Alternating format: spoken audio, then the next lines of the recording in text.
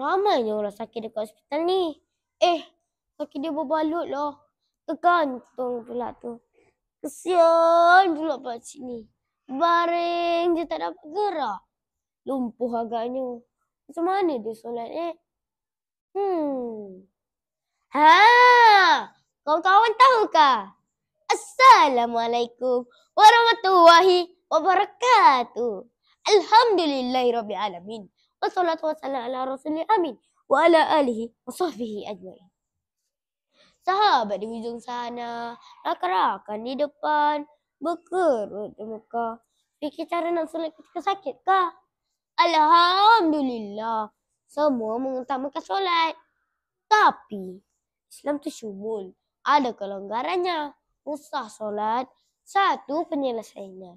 Kejap, kau tentang usah solat ketika sakit. Apa maksudnya?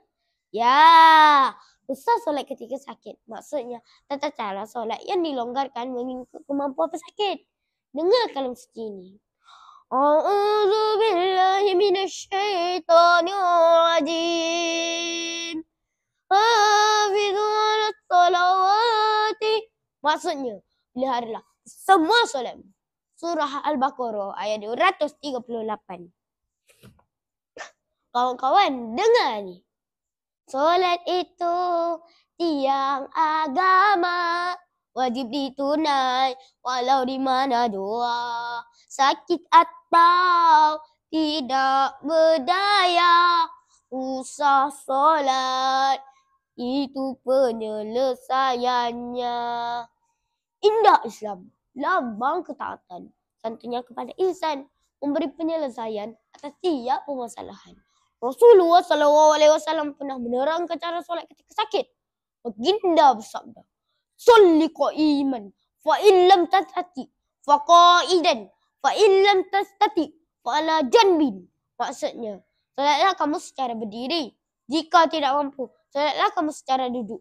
Jika tidak mampu, solatlah kamu secara menyiring. Hadis riwayat Al-Bukhari. Sebab pasal kegigihan dalam mentaati perintah solat, teringat pula saya kisah Rasulullah SAW. Datanglah Bilal, bertemu Rasulullah. Lihat jelas kesihatan baginda. Ya Rasulullah, waktu solat telah tiba. Gantikanku dengan Abu Bakar. Tutur baginda dipapah dua sahabat. Rasulullah SAW hadir di belakang menjadi makmumnya. Meski sakit, meski tenat, baginda tetap melaksanakan kewajipannya. Perintah solat ditunaikan selagi hayatnya. Kawan-kawan, saya nak sambung sikit je lagi. Wah, macam ginilah. Semua masih setia. Wajiblah kita tunaikan solat. Hidup terarah seperti kiblat. Pintu syurga pasti mendekat, bahagia dunia dan akhirat. Hadirin, lihatlah, hayatilah kesungguhan mentaati perintah solat oleh saudara kita di Palestin.